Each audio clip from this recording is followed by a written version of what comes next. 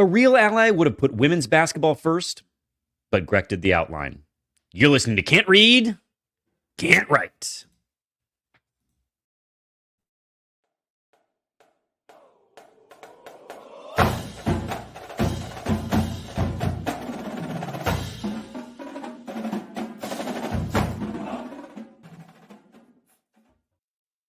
Welcome back, everyone, to another episode of Can't Read, Can't Write, the podcast that proves Spartans can talk. I'm Mike Jones, joined as always by the guy who didn't update the intros, Kevin Grecker.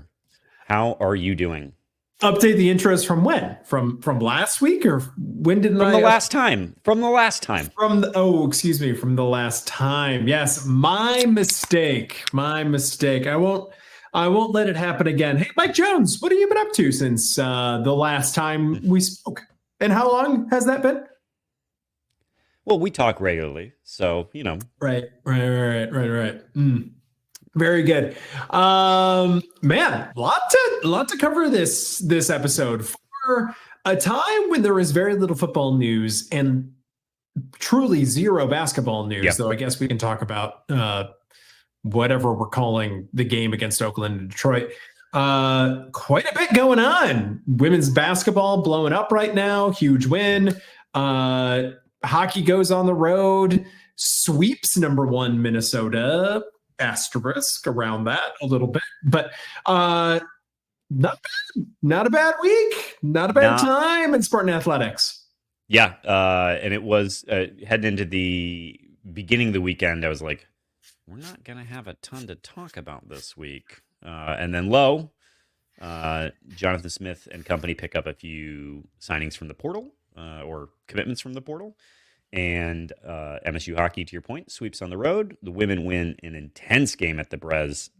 So let's dig into it. We, of course, want to thank everyone for listening. And if we could ask a small favor, please share this pod with Spartans in your life. Rate, review, and subscribe wherever you get podcasts. Of course, you can follow us on Twitter and Instagram at Spartan_pod. If you've made the conversion over to Blue Sky, it's at SpartanPod. And check us out on YouTube. Can't Read, Can't Write. Who needs consistency? Why did we even bother having any consistent handles from one platform to another? They should all be unique, I think. We've discussed this. It is that Blue Sky doesn't allow for underscores, which is why. And unfortunately, some jabroni out there has at SpartanPod on Twitter. Some jabroni. Jabroni. Shall we go behind the green wall where football does not lead this week? Not when you got the new number 1 in ice hockey. Well, number 2 in the pairwise. Sure. But number 1 in the rankings. And we care about wherever the team is higher. That's the most comprehensive. We use the coaches poll when the team is higher there. Yeah. So, I'll let you chat more about the game, but to set the stage, Michigan State went to the Twin Cities to take on Minnesota, and against, at the time, number 1 Minnesota, more to the point, and takes 5 out of 6 points, doesn't get them all because they had to win in overtime. So we're in a shootout, right? Yep. Yeah. Yes. So they win in a shootout. Basically, they take 5 out of 6 points from number 1 Minnesota on the road. And Trey Augustine puts on an absolute clinic over in these games. Like, the Big Ten Network hockey YouTube channel releases saves cuts of a number of games. And you should go watch the saves that Trey Augustine made in these games. It is worth your while. He's going all the way across the crease. He's making glove saves. He's like catching it between the 5 hole, like unbelievable. Played out of his gourd and in many ways won these games. I mean, goaltending, is essential in hockey. It's important, but he really elevated this team. And we talked last week about how the second Wisconsin game was a real test of their mettle. They go down 0-2, they rally, they win in overtime. To me, this just further proves the point. They go on the road to number 1 and they take 5 out of 6 points. That's amazing. Like, could have folded. I think they were down in the second game again and rallied again. That was the 3 goals in 3 minutes game, right? Yes, sir. Yes, sir. And to your point about metal, I think it's, the response in Wisconsin is great, but then to have to go on the road to play the number one team, having just lost the number one ranking, Yeah. I think there's something to a mindset there of like, we're going to go get that back. Yeah. That's ours. We want that. Yeah. I think that to me is really impressive. Not sort of like thinking less of yourself because of a small hiccup on the road the weekend before. So huge couple of wins for the gentlemen in sweaters. Yes, our sweater gents, as they're known, and they've got some big games coming up. We're in a bit of a lull right now, but the Great Lakes Invitational is coming up.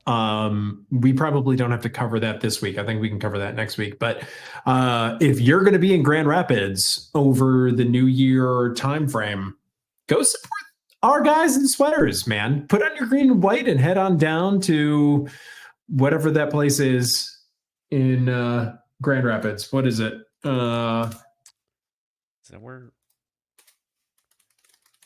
you're gonna say it? I'm like, Van Andel. It's a Van Andel Arena. Western is there. They're fantastic. Tech, is a good, respectable program. Northern, the host, unfortunately, garbage. But we're set up for a couple good games over there as well. Yeah, but you know what? We play the garbage right first, so yeah, we do. It's in some ways it's like a bye into the championship game, but you'll take the warm up. That's for sure. Particularly coming off some rest too. Like you don't want to get cold, and so you take it. But I think the most exciting game, perhaps of the weekend, though it's tough because those hockey matches were pretty great, was women's basketball taking on number. I think they were 20. No, because Michigan State was higher than them. I think they were like number 25. Okay.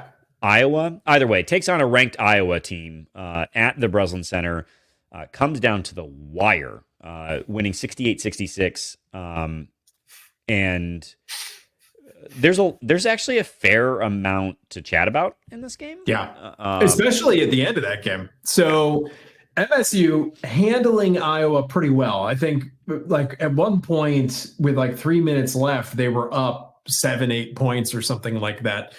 But Iowa does what they need to do to get back into it. They foul, they hit their free throws, and they play an ineligible player for 2 possessions. More on that later. Yeah, more on that later. And then MSU actually has some difficulty with its free throws. But Nyla Hampton, the transfer, she's in from Ball State, right? Ball State by way of Bowling Green before that, I do believe. So she has experience, of course, with the program and with the type of offense that Robin Freilich is playing over there. She has and defense, importantly. She ends the game with 13, all of which came in the fourth quarter. In the fourth quarter, yeah. And she's only, she's 5'4", but she got like 3 or 4 critical, she's 5'7", pardon me. She got 3 or 4 critical boards down the stretch, just ball hawking, right place, right time. And she played a fantastic game and kind of elevated that team. And then there's also, your Van Slutens and your Ariels, or however you pronounce that, they played really well as well. You expect that at this point, but really gritty win for the green and white. Yeah.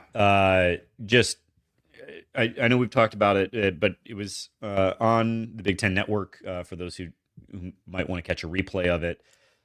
You'll be happy to be able to watch their next games on Baller TV. Yes. I mean, if you're not going down yourself to the West Palm Beach Classic, where they were going to play Montana and Bama. Montana, the Grizz, not that spectacular a program, but Bama is in our tempo-free stats because Torvik is an ally, just like we are, so we can give you this. Number 18. They are number 25 on offense, number 16 on defense, and to give you context, MSU is ranked higher in the polls than in the tempo free stats. MSU is 25 on Torvik, 27 on offense, 22 on defense. So just a little bit of a disparity between those two teams, and it's still early in the season. So pretty evenly matched game on a neutral floor. I would say that this is like a 50-50 shot, basically. So yeah, very exciting. So please reach out if anyone has a promo code for Baller TV. Do we want to chat about the officiating in that game though? Because it was bad. Michael Jones, we're allies. That's well established on this program, and we would never question an all-female officiating crew, particularly one that allows an ineligible, fouled out Iowa player to participate in the game for 2 possessions. Something that when they figured it out, the Iowa bench did not seem like surprised by this information. They seemed to be like, you got us. All right. Yeah. They figured it out. Come on, come out of the game. And that came during a critical stretch where MSU picked up a foul at the time they discovered it, which I'm thinking, when this happened, I'm thinking, surely to have a player on the court who is fouled out of the game is a technical. Surely. Or at least that you would wave off the possession as having never happened. I have no idea. And the reason I would have no idea is I've never seen an ineligible player participate in I've watched hundreds. Truly hundreds, maybe thousands of college basketball games. And I can't recall a time I've ever seen an ineligible player, a fouled out player, continue to participate in the game. It's just never happened. And then MSU was also robbed of a possession. Nyla Hampton, who we just bapped a little bit. She did have a turnover. An Iowa player recovered that turnover and attempted to advance the ball up the floor, and in doing so turned the ball over again. So there was a change in possession. That change in possession was not acknowledged by the scorer's table or the official or whomever controls that. And MSU ends up getting a shot clock violation during that exchange. So 2 critical errors down the stretch of a very, very important game, and a very close game where those errors could have very much impacted the outcome. Yeah. But hey, who are we to question the officials? And at the same time, all of that could have been avoided. I'll channel my inner Alex Plum if they'd made their goddamn free throws. And it started to get it felt like, oh God, the moment is catching up to them. Well, this team does have a bit of a free throw problem. They're shooting 70% on the year. We got to get those. We got to get those numbers like up. 75, 77. It's pretty mid. In fact, I think I can give that to you. That is free throw. That's 178th in the country. So that's like right in the middle of all of the women's college basketball teams. So if you want to be a team that's ranked, again, to our guy, Alex Plum, wherever he may be, hubby time, you got to get those numbers up. You got to have that. Yeah. But either way, gritty win, great win for the ladies, and looking forward to, I guess, maybe reading about what took place on Baller TV. Again, if you have a promo code, I'm not kidding, please send it. I would love to watch the Bama game. And you should, TV. If you've got a Baller TV sub, watch this team. Graham Couch was right. This is one of the hotter tickets in town. They play up tempo. They like to throw the ball around. They've got a high assist rate the whole way. They press. It's a fun brand of basketball to watch. So tune in, Ballers TV. Or, if you're in West Palm Beach with nothing else going on, stop by. Head on over. All right, let's chat some football, Kevin. Do we want to talk about this weird thing where we celebrate people who have said they're going to stay on our team? I think that's what college football is now. We need that. We need them to acknowledge that. We need that Yeah. affirmation, I suppose. Yeah, so we've gotten announcements, and the reason we're calling them announcements is because the school official account has retweeted them as if it's a re-signing. But from Jack Velling, Nick Marsh, and Justin Denson, I think there's maybe a couple offensive linemen that I'm forgetting as well. But look, that's Denson played more snaps than he ever should have for a freshman at safety, but was a high 3-star, 4-star recruit out of this last class. When his big pickup, hard fought after recruit too. So that's a nice keep. I guess that literally everybody, including everybody in the football building, would have described Jack Velling's season as a disappointment. It's not really fair to put that all on Jack Velling.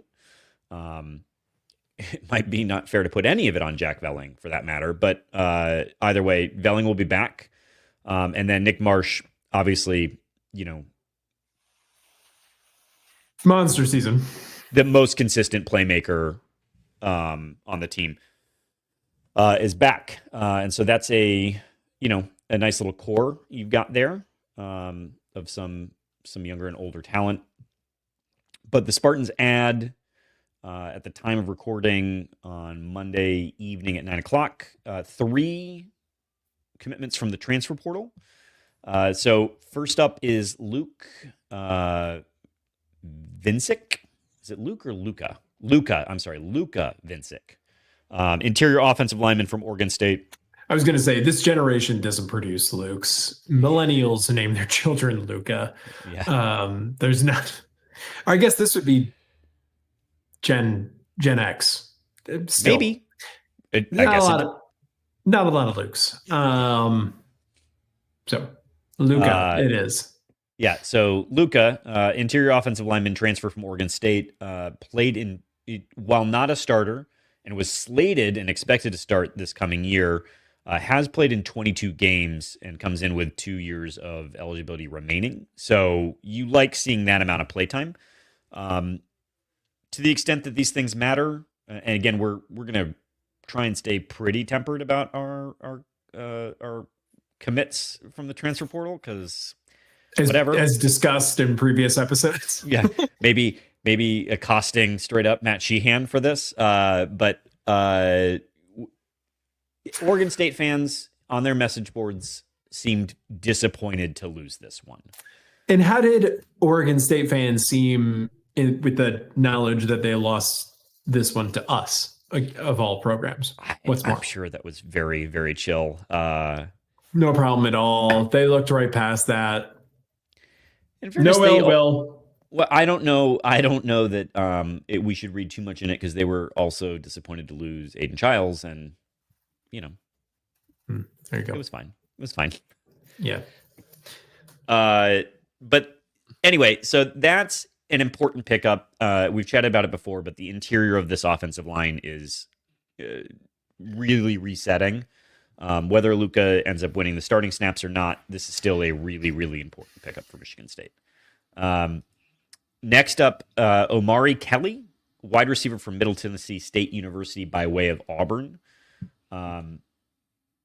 Greg, I know you've got some of the rankings pulled up, but just by way of stats, last year, 869 yards on 53 catches and 4 touchdowns. All-Conference USA first-team wide receiver and All-Conference USA second-team punt returner, which we are losing all of our special teams returning capacity. So an important one. Having lost the rest of the wide receiver room, how does Omari Kelly stack up? So if you're going to believe your 24/7 recruiting rankings for the 2025 portal class, Mr. Kelly ranks 19th best among wide receivers. And if you're looking for a barometer of what that means, I do believe our friend Mr. Glover is Dron Glover is 45. So that's a significant improvement from a gentleman that I think the fan base, if it had its druthers, would have preferred to retain. Yeah. So on paper, there a lot has been asked about what juice this program has, the NIL potential. Here is a on paper significant upgrade from our existing wide receiver room. Yeah. People are saying. Yeah, and he's a 6 foot 190 ish wide receiver, so not a huge body, but decent size. And so, yeah, and we'll talk a bit more about this as we transition to the next person. But I think we've had the conversation here before about preferring the transfer up as opposed to the SEC washout. And so he's both an SEC washout and a transfer up, which is really just hitting gold. But let's move on to the pickup from today. Chrishome, other wide receiver, McCray, also dubbed Big Play McCray. What's notable, and I had his stats pulled up, and now I don't. So last season, he was looking at 40 receptions for 705 yards, which is 17.6 yards per reception, with 9 touchdowns as well in just his redshirt sophomore season. So he's got 2 years of eligibility left. Yeah, and for whatever it's worth, I don't want it because it's too compelling to stats 2024. Well, in the meantime, he's 5'10", 170, so smaller, hopefully speedier slot guy. Yeah, route runner, I believe he refers to himself as on Twitter. So if you're looking at the context, the Jerron Glover context, he is rated wide receiver 43 in the 24/7 portal. So a couple spots up from Jerron Glover. So again, going back on paper, both of these are upgrades from what we saw in the wide receiver room last season. Jonesy, what you got? So what's notable, Kent State last year went 0-12. It was a terrible year. They had 3 rushing touchdowns and 18 passing touchdowns. He accounted for 9 of those passing touchdowns. Half of their passing touchdowns. And what I don't know the percentage, but nearly half of all of their touchdowns. So, this is, I think, we've seen Jonathan Smith in his last 2 teams at Oregon State used a smaller bodied wide receiver who had a ton of success in that system. This feels like a comp for that. Again, not predicting success. I will say it is nice watching film of a transfer player who has a highlight reel that's of consequence. Like I do, again, on the transfer up front, like that does feel like something that's very different than not all, but a lot of the transfers we saw out of the Mel Tucker era. So I don't know. This one feels like the one I'm most excited about in a way, but tempering expectations. Yeah. Well, you know what? Instead of tempering expectations, why don't we dedicate a whole episode to breaking down all of Chrishome McCray's, golden flash highlight tape from the last year and speculate what he can do, what it means if he did 9 receiving. If he was half of all of their receiving touchdowns last year, that we can expect half of all of our receiving touchdowns this year to also come. I think we can probably extrapolate all of this out, and we should dedicate the time that it deserves. Yeah. I mean, let's just hope that he doesn't velling all over the season. Either way, these feel like strong portal pickups. I will say that, and so it's nice to see that the staff is, I think there was some angst that we didn't move fast enough, but these feel like nice ones. Sure. So, and look, Alex Van Sumeren has just committed to coming back for Michigan State. Oh, good. Our further commitments to return. Yeah. Great. College football is fun. What else do we want to talk about? Should we talk about college basketball? Men's college basketball? So we've been taking our shots, little subtle jabs at Mr. Shahan over there at Locked On. But I think that comes from a very deeply insecure place for us because this week, the men's basketball team is going to go and play your Oakland Golden Grizzlies down in Detroit. And who should take his valuable time away from preparing for that match to make an appearance on Locked On Spartans, but Mr. Greg Campy himself this week. Yeah. So fantastic get. Golf clap for the best of us. Matt Sheehan, well done. Well done. Greg Campy spent a lot of time, of course, talking about what they're going to be wearing or maybe not wearing, it sounds like.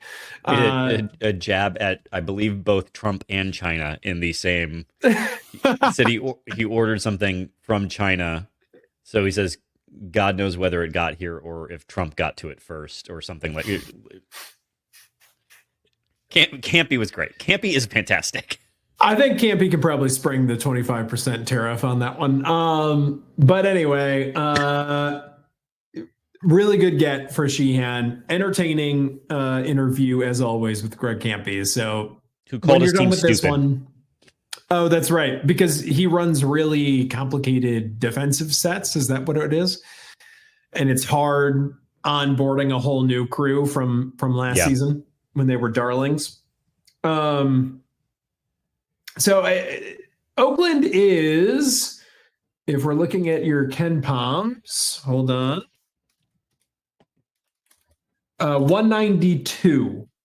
So not a very strong team. 231 in offense, 140 in defense.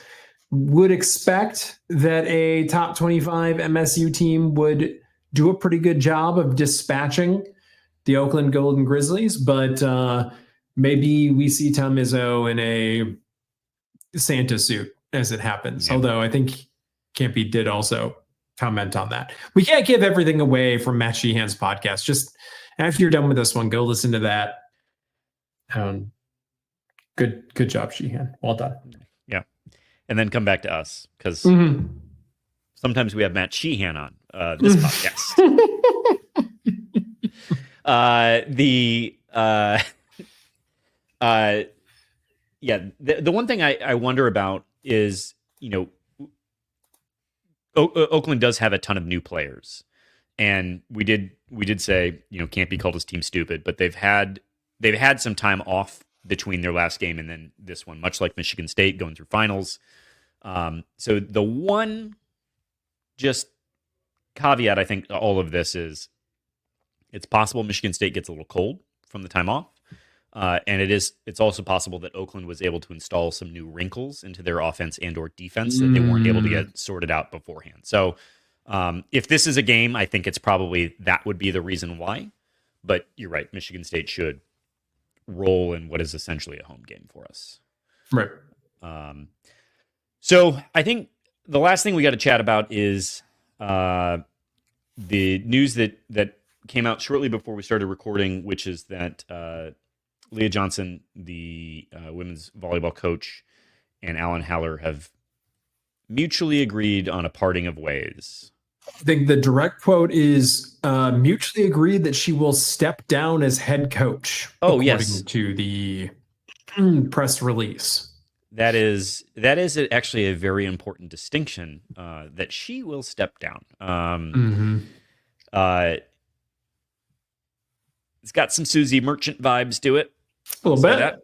It does. It has that same feeling. The interesting thing is this is an Alan Haller hire, and one that she had a really hot start. Yeah.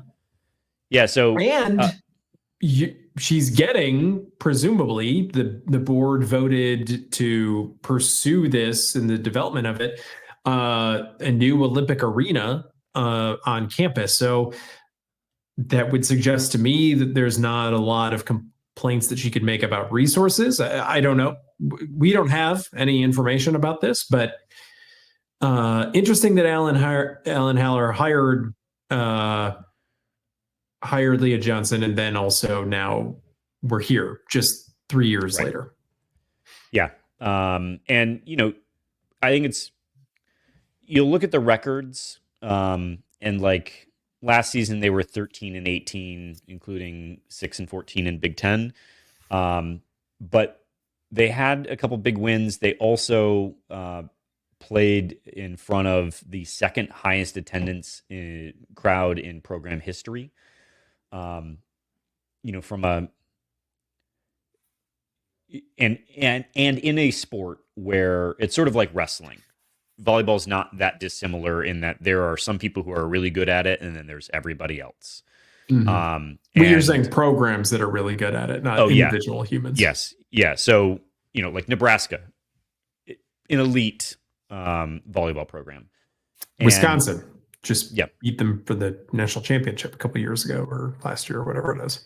Yeah, and the Big Ten's got a handful of these programs that are fantastic, and so it's when evaluating a successful, early on in a tenure, you can't be really looking. I would be surprised if this was about winning and losing, I guess is what I would say, based upon the record. So here's what I'm going to do. I'm going to open up a new browser tab here, and I'm going to set a Google News alert for Leah Johnson MSU Athletics lawsuit. Not because we have any information, not because we know anything that you don't, but just because I followed this university and its athletic programs for the last 10 years. So we'll just leave that there. I don't know if we're going to need it. I don't know if it'll ever ding, but it is interesting that it's, quote, mutually agreed that she will step down as head coach. I do not know what that means. Yeah, because if it was for family reasons, they'd say that it was for family reasons. Right. If there was a tidy little excuse for this, they would take it. And if it was about winning and losing, I do not mean this as an ounce of disrespect towards the volleyball program, but if it was about winning and losing, they would. Volleyball is not so important that they would do this midseason. Mm-hmm. Like that doesn't make any sense. So, yeah, this is a coach that I think we were high on this podcast. I think a lot of other people were. Seemed to have a real presence about her, and you had reasons to believe that maybe could get Michigan State heading in the direction of someone that was competing in the Big Ten. Maybe not winning it, but was like a meaningful competitor. And so, this is a story that'll be ongoing, and obviously when that notification hits. Alert. And just to your point, been covering this been doing this for a while now. We just know to do that proactively at this point.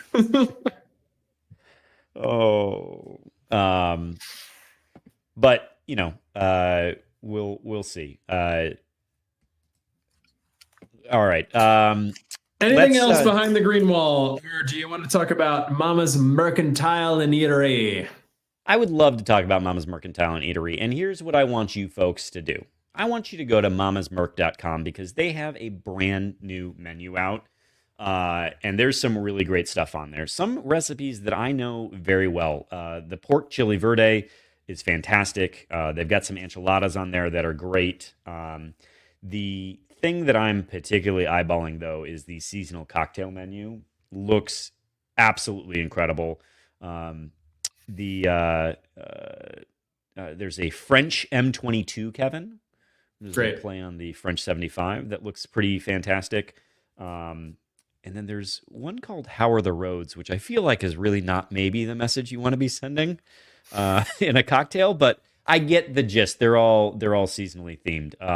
Anyway, mamasmerc.com, great menu, great food. check them out. If you mention Can't Read, Can't Write, you get 10% off of your bill. You can find them on the Washtenaw County, Jackson County Line Road, just off of I-94 at exit 153. And if you have if Google, you need to, you can find them that way. yeah, and if you need to drink your sorrows because your Lions football team just dropped a heartbreaker to the Bills, And their entire defense is comprised of dudes like you and me. Kaput. $3 domestic bottles, which become $2.70 domestic bottles if you mention Can't Read, Can't Write. And if you're a Lions fan, it might feel like you need a lot, 5 or 6 or 7 of those. So try Can't Read, Can't Write as a promo code on Uber when you're done. It won't work, but try it anyway. Give it a shot. All right. Do we let's head off Grand River. I think there's at least one thing that's worth chatting about here, and it's the Army situation. And we're not talking about the drones right now. That's correct. Although all the drones left Marshall, they have lost basically their entire team. I think 45 guys or something like that to the transfer portal, leaving them no choice but to drop out of the Radiance Technology Independence Bowl. Radiance Technology, meaning Army, who's having like their best season in program history. They won the AAC. They're like 11-1. No one for a moment to play in the Radiance Technology Independence Bowl, which is peak college football in 2024. Even teams that make bowls aren't able to retain their rosters long enough. And I think... Oh, we got to talk about the Penn State situation too, by the way. Yes. I mean, it's not exactly the same thing as this, but it's about teams being affected during bowl season because of the transfer portal window. So fortunately, Louisiana Tech, who I believe is 4-8 or something, like they're not good. There's a whole process if you're not familiar with it because you have better things to do with your time. There's a whole process based on academics for how to choose from all of the other teams. I think Cincinnati was the most eligible team. Wisconsin was behind that. A long list of teams declined an invitation to the Independence Bowl, but Louisiana Tech did eventually pick up on that to go get annihilated by Army. And then it's a good example of what's happening up at Penn State. So if you're not familiar with this, what's his name? Bo something or other.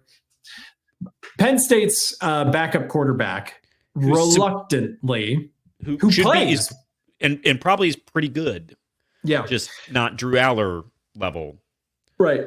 Has reluctantly decided to enter into the transfer portal. The rub there is that Penn State is in the college football playoff and now down one backup quarterback. And this is a product of these transfer windows and when they're open and when the bowl games are being played. And this is a part of why Division II plays all of these games well in advance of its portal opening. It's because there's a tension between when can you enter the transfer portal, the academic year. These are still student athletes after all, and when these games are being played. So it's tough for Bo. He made it clear in his announcement that this wasn't a decision that he made lightly.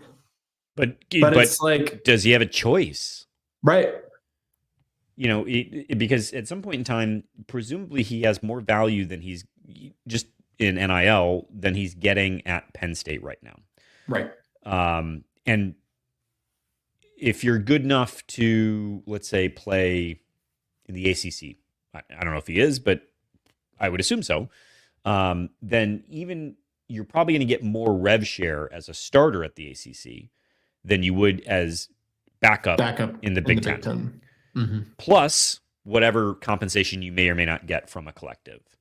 And so, and if he has aspirations of going to the league, which I'm sure he does, he's like, my clock's ticking, and Drew Allers just said I'm coming back for another year. So, I don't. It is a real unfortunate system we've got here. It's almost as if we could have done literally anything about it. But it's a lot like, well, we try not to get into politics, but it feels a lot like our electoral system. You've got the electoral college, you've got popular vote, you've got all these things. It's like we've got the anachronisms of like 100 years of baggage of college football, and now they're meeting the market realities of how much money is made because people are willing to watch commercials during these football games in a way that they're unwilling to watch commercials during any other programming. So, right. And all of this just gets ground, and the tension and the pressure creates this diamond that we have now that is college football. God bless you, college football. I sure am glad you mean so much to me. It's funny you bring up the commercial thing, because now that Amazon has started putting commercials on Prime TV shows, the level at which like I have a vein that starts like pulsing when my streaming service has a commercial. But yes, I will sit for an ungodly amount of commercials in college football, and I won't blink an eye about it. Yeah, kids listening to this podcast, college football games used to last like 3 hours. Like before the Big Ten network, I remember when it was a network game and it meant it was going to last half an hour longer. I remember when I saw the official with the red hat for the first time. I think it was during like a Notre Dame game or something.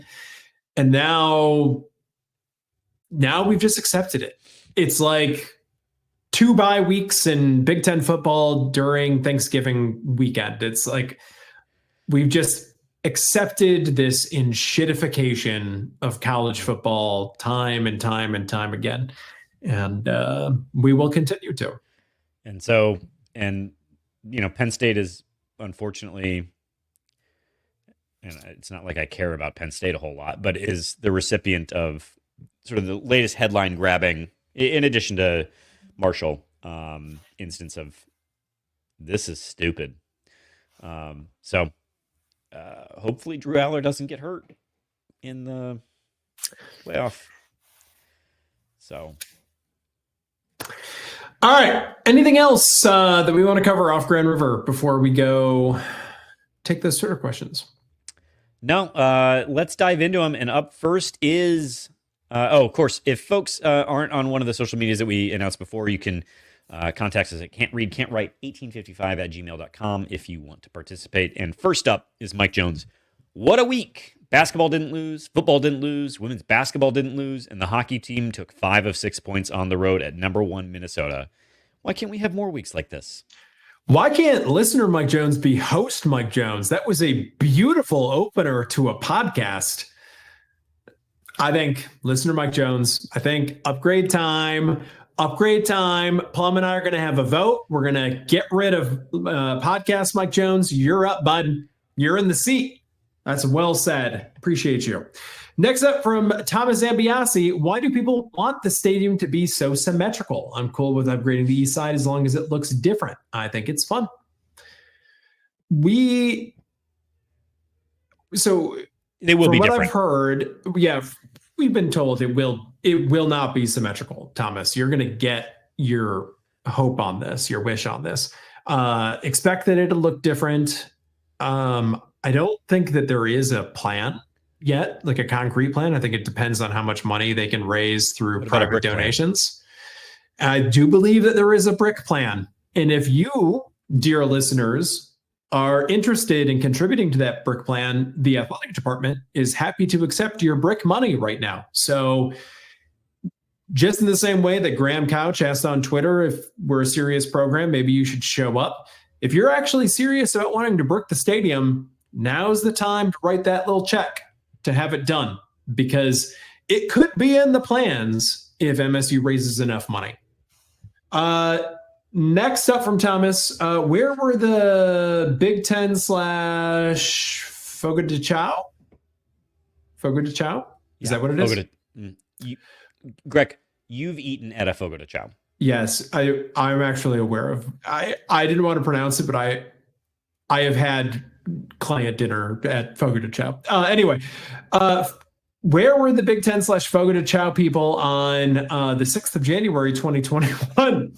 Do we need to enlist them to yell at the Big Ten network to broadcast hockey and women's hoops more? I this must have been. Is this the group of parents, the angry parents from uh that when COVID like canceled the season for a while? Because isn't the Big Ten right next to a Fogo de Chao? I know it's right next to the airport. Like when you take an Uber to O'Hare, you pass right past the Big Ten building. Yeah, Big Ten to buy its suburban Chicago headquarters building, including Fogo de Chao space. Yes, that's this is what that's a reference to. Yeah, is when all the angry parents were like, "Let my kid play. COVID is happening. I don't care that millions have Yeah, died." we're white parents. I don't think actually that was this. exclusively, but the anyway, yeah, I don't know, Thomas. Both both hockey and women were on Big Ten Network. Yeah, They should be more, but it would be nice. Remember the days of Big Ten 2? Does Big Ten 2 exist anymore, or is it just Big Ten Network and then Big Ten Plus. Big Ten Plus? Probably. I mean, it's surprising to me that they don't have more. Given that women's basketball is getting more and more TV time, you would think that the Big Ten would be doing literally anything they could to try and get as many of those games on the network as possible. You'd think. You would think. Next up from Go Green 2318, why is the MSU fan base not giving more love to its best teams as of late? Women's soccer, hockey, women's basketball, and gymnastics. Well, you'll notice that the allies over here did a lot of loving. We're heroes, Go Green 2318. And I do agree with you. I'm with you on this. I will point out though, people are showing out for these programs, particularly hockey and women's soccer. Like Mon Ice Arena was a morgue for a period of time. When I moved back here, it was very easy to get a free ticket to a hockey game. Basically, all you had to do was tell the guy at the gate that I've heard of Michigan MSU FCU, and they'd be like, "Oh, well, sir, right in. You can choose whatever you want." And women's soccer has had really good attendance, not just for program history, but nationally. Haven't we been reading that it's like a top 10 attended program in the country? So women's basketball that was on the Big Ten Network, and I'll be honest, I probably could have made the walk over to campus to go to that game, but I think the fan base here is starting to embrace and support these teams. There can always be more, and we'd appreciate that, but it's catching on, and you could be the change that you want to see in the world. Let's go, listeners. Let's go to a gymnastics meet. It's probably fun. Yeah. Although I don't like that you can't try and boo the the way that you do things to distract people during free throws. Why wouldn't you do that when they're on the balance beam? Apparently that's uncouth, and I don't understand why. So that's why people don't like gymnastics. Once every 4 years is all they'll take. All right. Next up, Beth Amaro. Since you mentioned the amazing Cassius Winston on the pod last week, I got to thinking, is there a cash equivalent for MSU football? No one came to mind, but maybe you have thoughts on someone who made a similar impact. Beth, I know you're not listening because Plum's not here, but if you were, Drew Stanton. Come on. It's obviously Drew. It's got to be. I don't know who else. Do we have a picture of the wall? Does that live somewhere? I don't know what you're talking about. Maybe Kenneth Walker. Kenneth Walker would be somewhere in there as well, just to really quickly smoke bomb that question. Can you think of anyone else? Drew Stanton, Kenneth Walker. Those would be my two.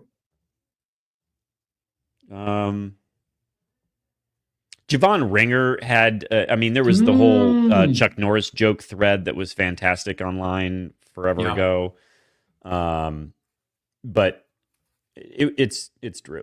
I mean, I think sometimes with football players, no, I guess there's someone who gets you hooked, right? And I don't know. Drew played on such a terrible team. It was so great. Yeah, that's a great thing about talking about Javon Ringer and Drew Stanton. And what about all the guys that won overtime? Like, well, we're not going to talk about Ebola. Like, yeah, I maintain that the person that lost the most NIL money in MSU history is Connor Cook, senior year. Can you imagine what Connor Cook could have asked for to stay for his senior year? Like, 3-4 million, something like that. For sure. And for a guy that didn't get very far in the league or in the XFL, probably would have been very useful money for Connor. Yeah. So that's a bummer. Don't worry about it, though. He's getting back pay. He's going to get that $40,000 or whatever it is from the NCAA.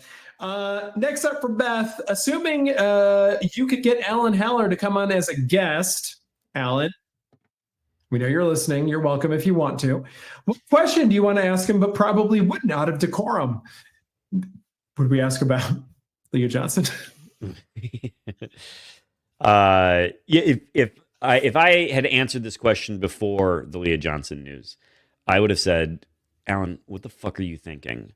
In reference specifically, or are you fucking stupid? I think is actually maybe what I would have said, because that email asking if his email was discoverable is all time stupid, and honestly is a bit of a the Caesars casino deal. Yeah, that remains like, I don't know what Alan Haller has to do for that red flag to disappear. Yeah. Alan, I don't know if you're listening to this podcast on your phone or if you're watching it on that TV that we can all see from the street level in your office, but I have my head in two hands just remembering reading your email asking for verification that we would never see your email. Yeah. From your msu.edu email account. Okay. Yeah, that is really embarrassing from the athletic director. Guy that should know what's foiable and what's not. Next up, hopefully we learned that lesson. Hopefully, Jason Fry, was Nyla Hampton a legit, quote, dude on the MSU women's basketball team during her fourth quarter performance in today's game versus Iowa? And does Grooch or Jonesy even know what I'm talking about, since they're not allies for women? Jason Fry. Jason, we did watch the game. It is a good question, though. What's the female equivalent of dude or guy or him?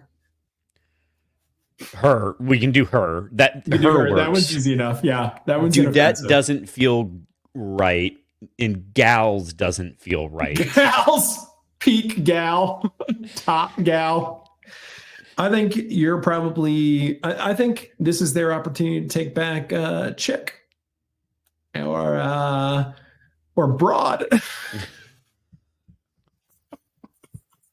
Just reclamation project on. That's right. It's not, chick isn't their word anymore. It's our word.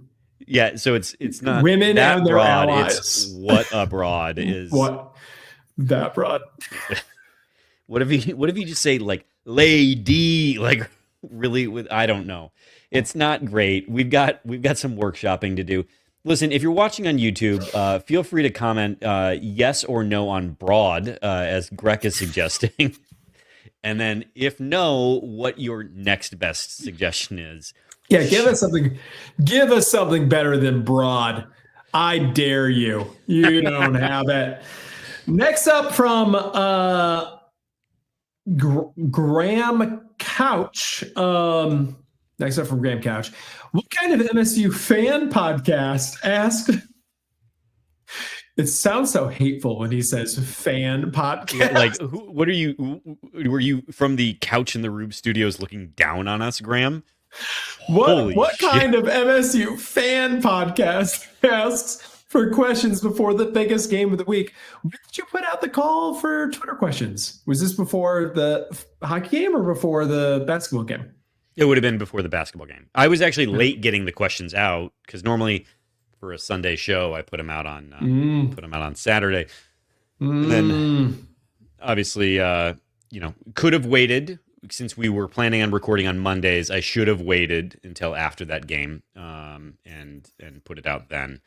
But and that would have been the ally thing to do. But instead, you distracted from her. Next up from KB Wiz, would Spartan B-ball fans accept Greg Campy as their next coach? Okay. Greg Campy is like 90 years old. and I think Greg Campy older than Tom Izzo? He's been there longer. And if Greg Campy was younger than Tom Izzo, I would still say no. They are exactly the same age. They're both 69. So nice. Don't. They're both the same age. They're both the same age. Do better. Next up, I got this one coming to you, is from KB Wiz. Malort should be the official liqueur of Spartan Stadium.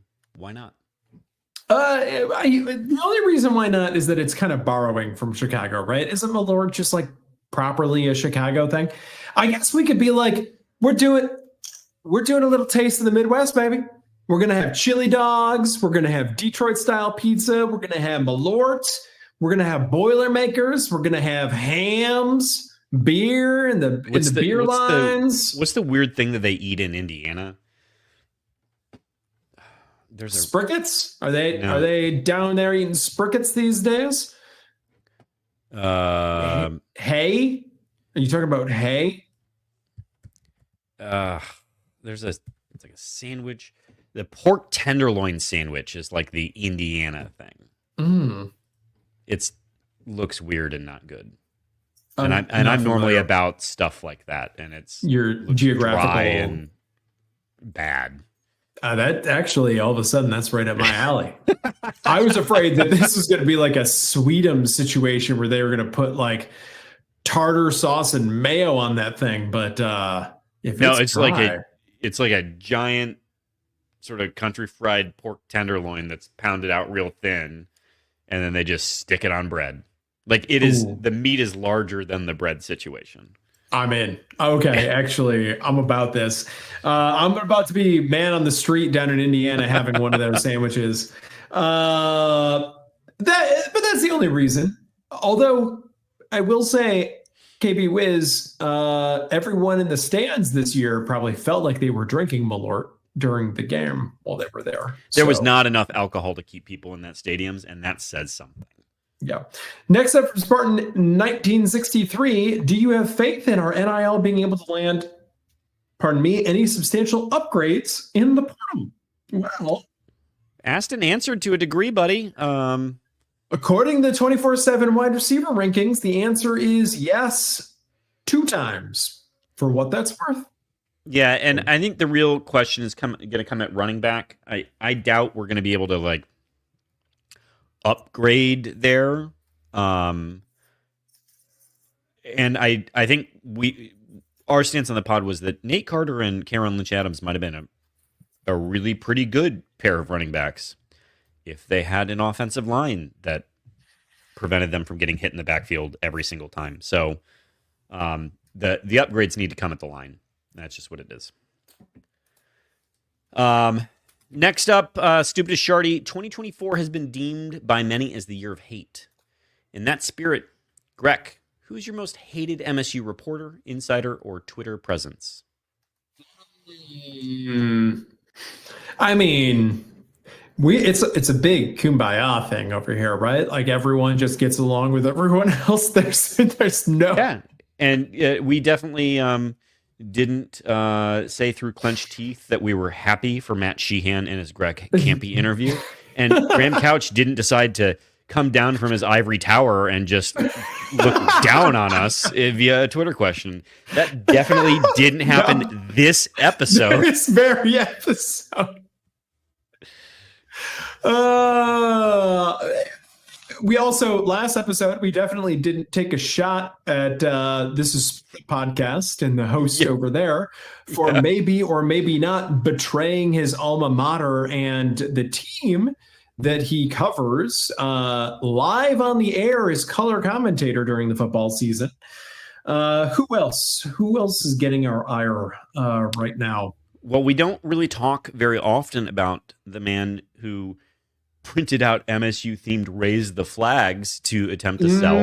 But anyone who denies Jerry Sandusky was a child predator is a real piece of shit in my book, and maybe is the worst of them all. I maintain that Strayhorn is a bad father and a bad man, but Justin Spiro's a piece of shit.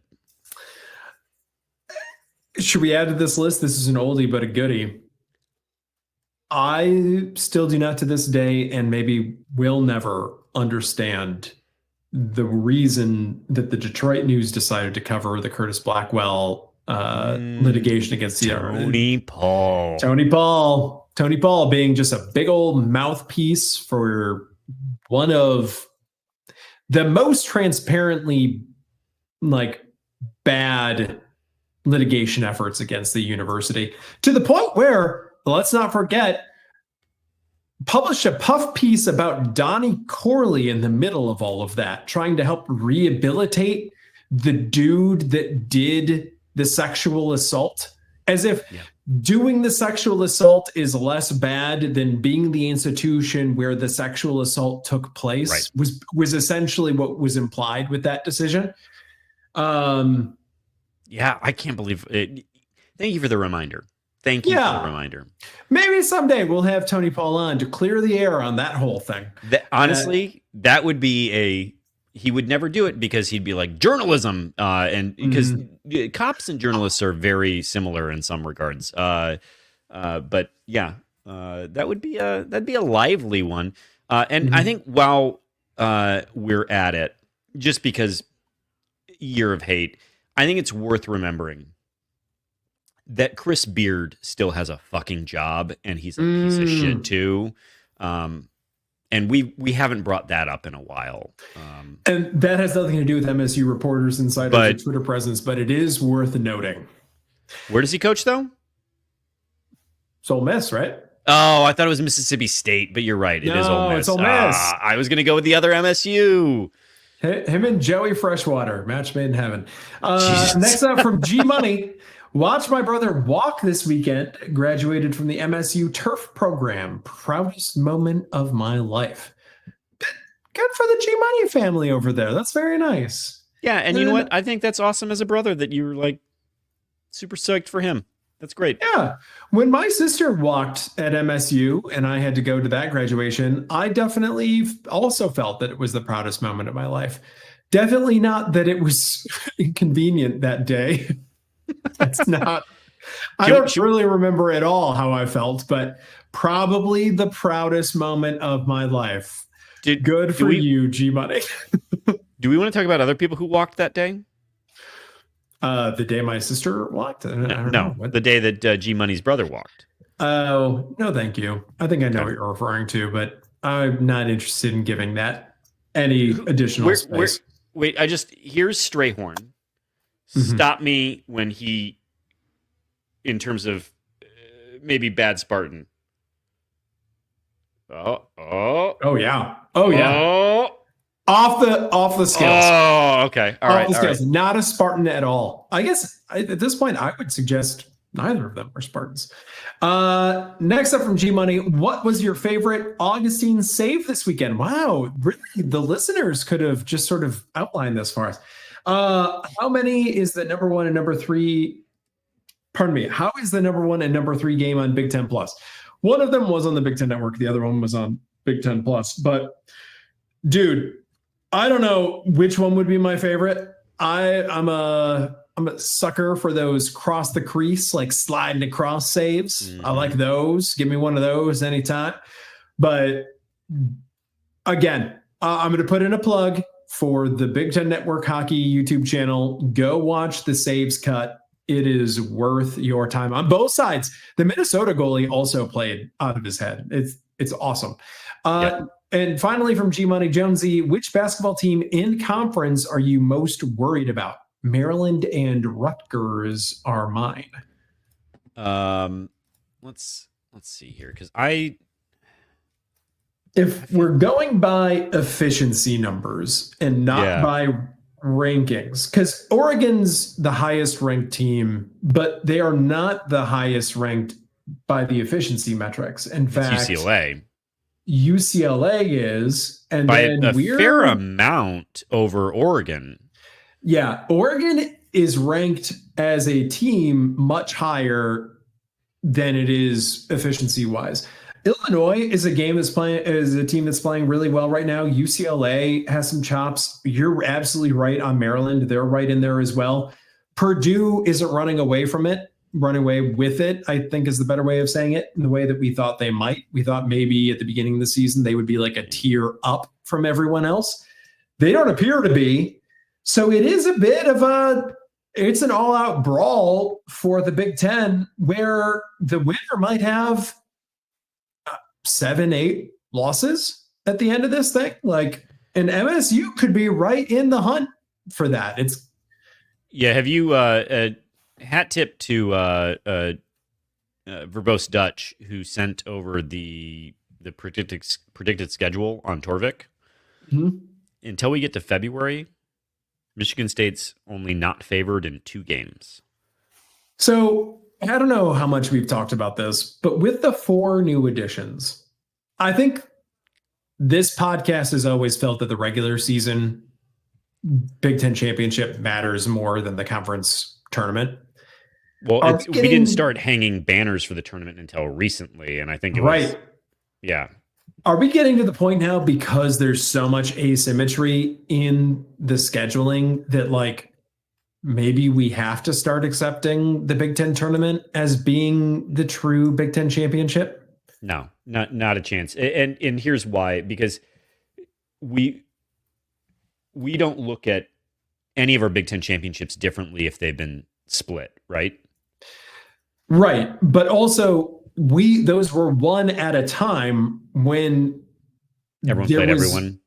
Yeah, and also there was a lot of like home and homes being played. It was a much more even schedule in years past. Now it's out of control, where again, Indiana football won the games that they needed to win, but like there's no denying that the beginning of their schedule really ramped them up and let them sort of like get those feel good vibes and get going, get juiced. And a lot of teams would have started 7-0, 8-0 with that schedule, including potentially even our own. It's possible that with these Big Ten basketball schedules, like you could get just like a really favorable schedule and run away with the thing, right? Yeah, I mean, maybe. I don't know. I don't know that anyone's going to be, because you're still going to play plenty of people twice, right? Because you're playing 20 games. That's like, I don't know. I guess maybe you're not playing that many people twice, right? You're playing very few of them. I know. So then you're playing. I guess my point being, you're playing everybody. So yeah, but home and away matters so much in college basketball. We haven't mentioned Rutgers in this, and I think because as a team, they aren't really in contention at the moment, and that can change. But like Dylan Harper and Ace Bailey. But Dylan Harper in particular has really been as advertised this season. Like it can happen where you get a top player in the class, McDonald's All-American, and they contribute very meaningfully to your team. It can happen at times. Next up from Spartan 18770, why do they still insist on having a Heisman Trophy award? It's obvious to all that it has become obsolete. And yes, of course, we do know that this podcast recognizes the Maxwell Award. Yep, the Maxwell Award is the one true award.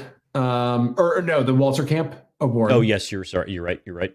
The Walter Camp Award is the one true award. All other awards are pretenders. And we know that. Spartan 18770 knows that. Anyone that knows ball would agree. Next up from Spartan 18770, if Spartan Except for this year. Okay. If Spartan Stadium can't figure out how to sell beer efficiently in the stadium, what makes them think that they can figure out NIL? Jonesy. Pardon me. Well, it might not be fair to throw you this question. Yeah, because you're in stadium more often. But I believe you've got a hack to this, much like there could be a hack to doing NIL better. Yeah, I would actually maybe disagree with you, Spartan 18770. I have found that getting a beer in the stadium and in Breslin Center is easier than getting a hot dog, for example. And the trick that I found is to go to those little kiosks, go to the little pop-ups, not the like traditional concession stand things in the stadium that they've transitioned into the beer stands. Go to the little coolers that they have stashed all over the place, and you'll just zip right through and grab something. It's not a problem at all. I've actually found the opposite, that the addition of the beer stands has caused longer lines at the food concessions as a result. But I guess this isn't a scientific study. This is just my experience walking around the concourse.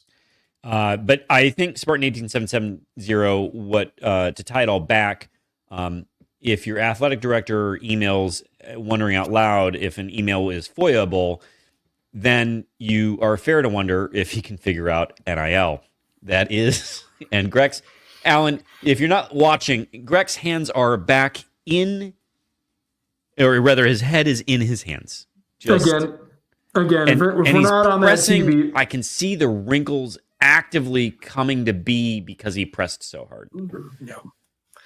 I'm going to need some of that eye serum that you recommend, Jonesy. Yeah. Next up from Mamapaleaf. Question number 1, written out.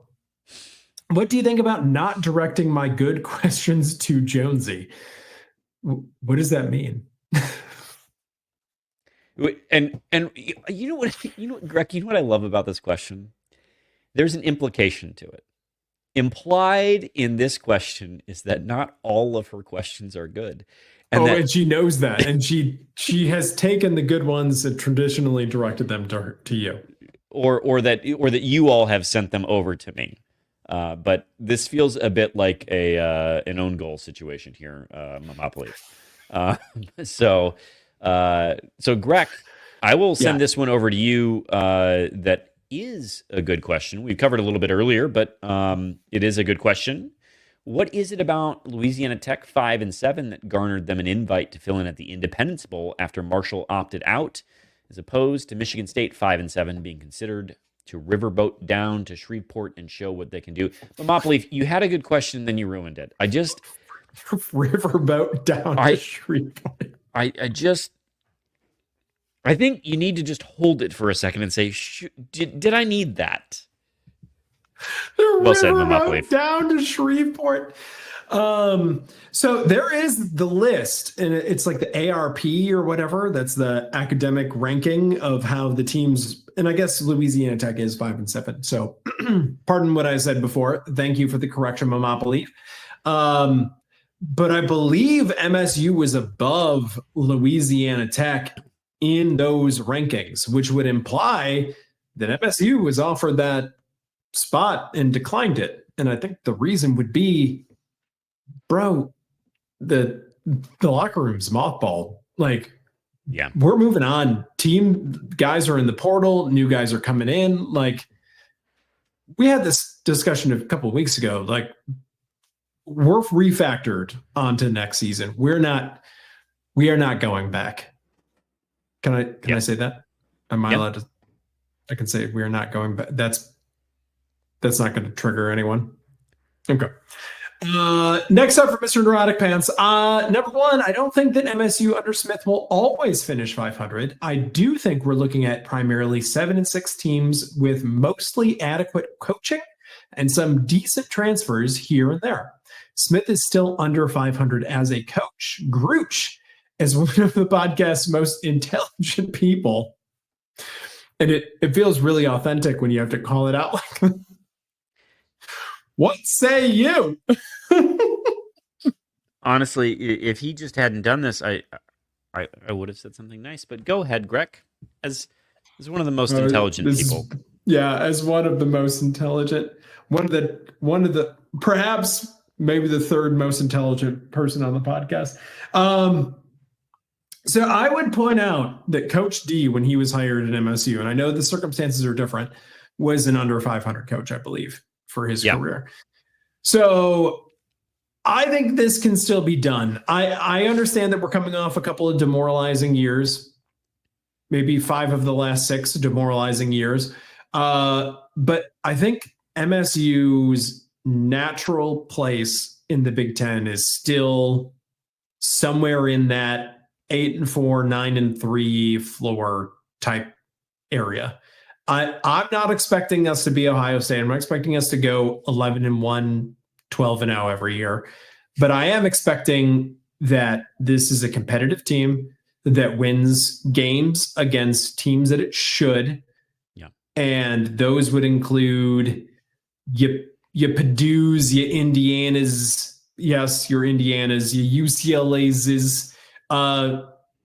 Right now, Nebraska is on that list. Minnesota is on that list. Right. I think Wisconsin's on that list. Yeah. And I think it should be competing fairly regularly to be in the college football playoff. Not every year, maybe not every other year, maybe every 3 years or something like that. But that's where MSU is as a program, and that's where I expect it to be.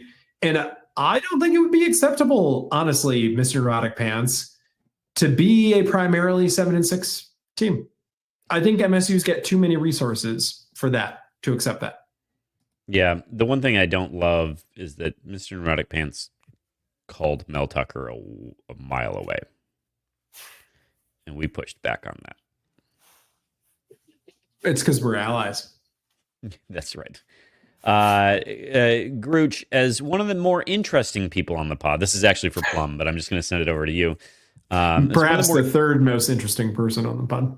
Yeah. As one of the more interesting people on the pod, do you feel that if a player were to get carried off or put on a gurney, should Izzo still yell at them if they made a boneheaded play?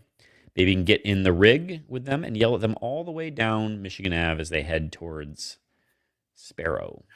Well, now that it's U of M Sparrow, I would hope that they're going to McLaren. If I answer this as Plum, because it was originally directed to him, the answer would be, well, if it was a missed free throw, yes, put him on the gurney. Tom Izzo should be the cause of the gurney in that case. I mean, we wouldn't have a women's basketball team anymore if that was justice was doled out. I think old Tom Izzo would be like, I don't care if they're down. If they made a boneheaded play, I'm going to let them know. But today's Tom Izzo, mellowed out, lost a step, washed Tom Izzo. He would text them from in the hospital room, you made a boneheaded play. You made a boneheaded play. That's exactly how he'd say it as well. And then I'll read this final one to you. Jonesy is a person on the pod. Do you have sports or television shows that you consider a guilty pleasure? For me, it's slap fights. Oh, boy. My guilty pleasure is the TV show Psych. Unabashedly love the TV show Psych. Might be my favorite show. Anyway, Greg, it's been a blast. We got basketball tomorrow. Go green. Go white!